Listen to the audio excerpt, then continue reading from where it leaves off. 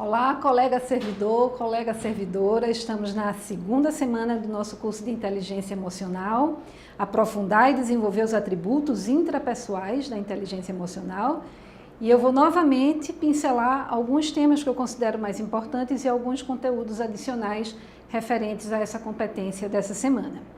A primeira coisa que eu queria colocar para vocês é que vocês atentem que todos os três primeiros atributos da inteligência emocional são os atributos intrapessoais, começa com auto. Auto vem de autós, do grego, que significa eu mesmo, por si próprio. Então é para reforçar aquilo que eu coloquei para você desde o início. É com você, você responsável por você em si, ok? Uma vez um colega falou, Clara, esse negócio não dá para mim, é muito alto, alto, alto. É isso mesmo, não vai cair do céu não, é a gente fazendo por a gente. Outro ponto importante é que eu chamo o segundo atributo da inteligência emocional automotivação e alguns autores chamam de motivação. Por que eu uso o automotivação? Primeiro, porque há controvérsias entre os autores. Alguns autores dizem que motivação só existe intrinsecamente a pessoa. Então, falar automotivação seria redundante para esses autores. Só que outros autores já colocam que a nossa motivação pode ser alterada sim por condições externas, pessoas externas. Então, no nosso curso eu uso automotivação mesmo, para que vocês tenham certeza que eu estou falando dessa motivação que depende simplesmente de você. Outro ponto importante é a importância da motivação no trabalho. Estamos aqui no curso do Cefosp, né, do Centro de Formação dos Servidores do Estado. A gente tem como objetivo se desenvolver também profissionalmente e o nosso trabalho compõe mais de 1/3 frequentemente da nossa vida, né? Se a gente tirar as horas que a gente dorme, nós passamos às vezes quase a metade do nosso tempo vígil, né, acordado, no trabalho. Então, é importante, gente, que nós sintamos satisfação com o que fazemos no nosso cotidiano, neste 1/3 da nossa vida. Não dá para sofrer de segunda a sexta, ou quem trabalha sábado e domingo ainda não está satisfeito com o que está fazendo. Então, é importante vocês verem o que precisa mudar, o que pode melhorar no trabalho, para que se mantenha a nossa motivação no trabalho. Outro ponto fundamental para a inteligência emocional diz respeito à perspectiva que você coloca diante das situações críticas. Então, quando a gente vê, por exemplo, duas pessoas passando por uma situação crítica, né? A mesma situação para as duas. Uma sacode a poeira, levanta, vai em frente, lida bem com a situação, aprende até com aquele conflito. E a outra, às vezes, vai para o buraco, fica em depressão. Por quê? Claro que tem a ver com o temperamento de cada um, mas a perspectiva que a gente coloca diante das situações é muito importante. Então vejam lá o texto que está disponível para vocês do princípio 1090. Em síntese, o que é que esse princípio fala? 10% do que nos acontece, a gente realmente não pode interferir, mas 90%, se a gente não puder mudar efetivamente, a gente pelo menos pode aprender a encarar de uma maneira mais leve, mais saudável e que sirva até de aprendizagens. É que a gente deve viver crises de crescimento e não crises de sofrimento, como eu coloquei lá no caderno para vocês. Outro ponto importante com relação a essa questão de perspectiva é o princípio do 51%, que é o quê? Se 51% de determinada situação, por exemplo, no meu trabalho, nem tudo é perfeito, mas 51% é positivo, tá ótimo. O parceiro ou a parceira, 51% é positivo, tá ótimo. A gente não esperar a perfeição, não ser perfeccionista. Isso vai ajudar a gente demais a ter mais equilíbrio, ter mais inteligência emocional. Sobre felicidade, gente, eu coloquei algumas observações lá falando dos mitos da felicidade e a gente precisa desconstruir alguns conceitos. Então, os mitos, por exemplo, que você só vai ser feliz quando você tiver uma casa, quando você tiver um bom salário, quando você casar, quando você se aposentar. Não condicionem, né, a satisfação pessoal a acontecimentos ou coisas que é até a sociedade que fala que se você tiver, que você vai ser feliz. Então, a mulher só vai se realizar se for mãe. Acaba com isso. Não, não precisa, não é obrigatório. A gente primeiro sair dessa tirania da felicidade, né? Tem um livro lá que eu coloquei para vocês, na bibliografia, que é o Liberte-se, que o autor fala muito em aceitação, a gente saber lidar com as coisas mais ou menos do jeito que são. Não é se acomodar, buscar se melhorar sempre, mas também não viver a tirania de ter que ser feliz. Ter que ser feliz todo dia, 365 dias por ano. Não dá, gente. Então, a gente precisa desconstruir esses mitos da felicidade para a gente ter mais equilíbrio, mais satisfação em viver. E outra coisa, como eu coloquei lá no caderno, felicidade é uma condição muito íntima, interna, independe de condições externas. Mais um ponto importante que eu queria falar para vocês é reforçar a questão do atributo autoconhecimento, o primeiro atributo, e a gente investir na autopesquisa para que esse autoconhecimento se concretize. A gente ter autocientificidade com a gente mesma. Eu costumo dar um exemplo nas aulas presenciais. Da minha primeira carreira, mais de 20 anos atrás, sou mestre em oceanografia e eu tive que estudar microcrustáceos, são mini camarões, que só ocorrem em cavernas muito especiais, chamadas cavernas anquialinas, lá na África do Sul. E pesquisadores passaram anos, talvez décadas, estudando esses mini camarões. Eu não quero tirar a importância deles não, tá? Que fique bem claro, mas eu acho que a gente merece o mesmo tratamento. Então, a gente se levar a sério, você se levar a sério com cientificidade. Então, tá aí no caderno de vocês, na proposta de autopesquisa, a gente ter autocientificidade. E eu trouxe aqui alguns atributos que eu queria reforçar para vocês. Atributos de quem tem autocientificidade, tá? Então, criticidade, autodiscernimento, já falei bastante de autodiscernimento, autodidatismo, a gente aprender por a gente mesmo, com nossos próprios esforços.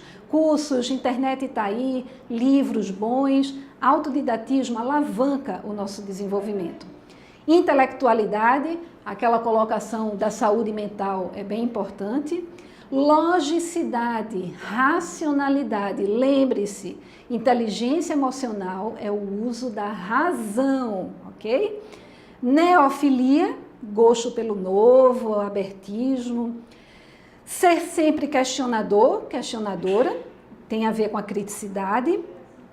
E tecnicidade, são aí alguns atributos que eu queria destacar. E por falar em técnicas, a gente tem aí no nosso curso diversas técnicas, acho que eu contei mais de 30, acho que são 35 técnicas que vocês vão experimentar. Então tem autobiografia, balanço existencial, roteiro de autopesquisa, folha de autopesquisa, várias outras, né? Tem muitas técnicas para vocês experimentarem. A título de informação, a Conscienciologia, por exemplo, eu sou pesquisadora da Conscienciologia, ela tem uma especialidade que é a autopesquisologia. Tem até revistas científicas com várias técnicas para que você possa expandir. Eu não vou falar de Conscienciologia, se vocês quiserem pesquisem, mas mesmo que vocês não gostem do paradigma consciencial, aproveitem as técnicas, porque tem muita coisa que pode ser aproveitada.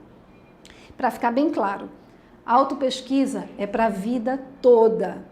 Tem aquele ditado, né? O verdadeiro sábio vive hoje como se fosse morrer amanhã e aprende como se não fosse morrer nunca. Então, é no nosso cotidiano, na autoobservação, na autoanálise, como a gente se insere nas situações, que a gente vai desenvolvendo a nossa autopesquisa. E fora isso, você tem algumas horas de dedicação para fazer os seus registros, suas reflexões, aplicar técnicas diferentes. Eu, particularmente, nas minhas rotinas úteis, reservo 3 horas por semana para minha autopesquisa, às vezes partidas, às vezes contínuas, mas fica aí a critério de vocês, tá?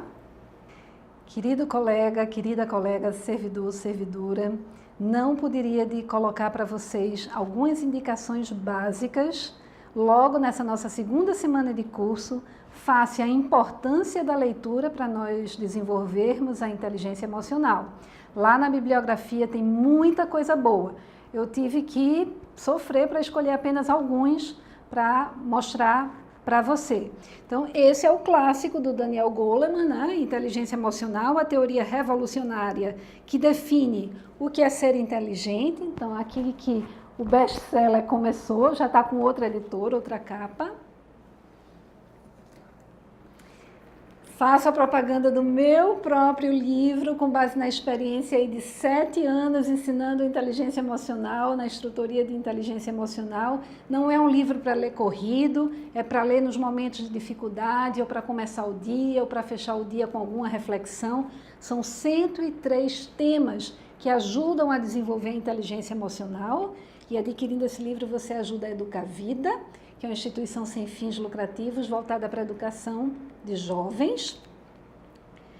Aqui são livros da editora Vozes, são cadernos de exercícios, então eles têm mais de 20 temas. Por exemplo, esse aqui, caderno de exercício para evoluir graças às pessoas difíceis. O outro, caderno de exercícios para fazer casais felizes. Caderno de exercícios para aumentar a autoestima. Caderno de exercícios para desacelerar quando tudo vai rápido demais. E caderno de exercícios para aceitar o seu próprio corpo. Então, são livros bem interessantes porque propõem exercícios, né, para a gente preencher. Então, provoca reflexões, são cheios de exercícios para você investir no seu autodesenvolvimento. Esse livro, Maturidade e Poder Pessoal, que é do Valdir Bíscaro, foi um dos melhores livros sobre inteligência emocional que eu já li, entre vários, gente. Vale a pena, é uma linguagem acessível. Infelizmente, você só deve encontrá-lo nos sebos. O livro Pare de Reclamar e se Concentre nas Coisas Boas é fenomenal. É um livro simples, aparentemente simplório, mas que propõe uma técnica que é a técnica do desafio de passar 21 dias sem se queixar e sem falar mal dos outros. Não é uma coisa fácil de conseguir, leva-se em média 8 meses, mas provoca verdadeiras transformações em você se você experimentar a técnica dos 21 dias. Fora as várias reflexões que o Will Bowen traz para você. Lá nas referências bibliográficas você encontra mais detalhes. Esse livro do Viktor Frankl também é imperdível, Em Busca de Sentido. O Viktor Frankl é um psicólogo e psiquiatra, médico, que sofreu o campo e sobreviveu no campo de concentração de Auschwitz. E ele percebeu que as pessoas que tinham um propósito, que tinham algum objetivo, para o caso de conseguirem escapar do campo de concentração, sobreviviam mais. Aí ele desenvolveu a logoterapia e é por isso que a nossa 4ª semana de curso vai focar essa história de propósito de vida e projeto de vida. Isso ajuda demais a inteligência emocional. Fora o banho de cultura dos relatos que ele traz do que aconteceu no campo de Auschwitz. O caderno de Autopesquisa da Consciência, Caderno de Campo do Pesquisador, é outro livro muito legal, também infelizmente só disponível no sebo, mas é só para mostrar para vocês como a gente pode aprender bastante com esse tipo de proposta de livros que você tem que preencher, né? São perguntas para você escrever as respostas. Isso eu chamo de reflexão orientada. É muito útil para desenvolver a inteligência emocional. E, por último, eu trouxe o livro Cultura Geral, do Dietrich Schwanitz, Tudo o que se deve saber.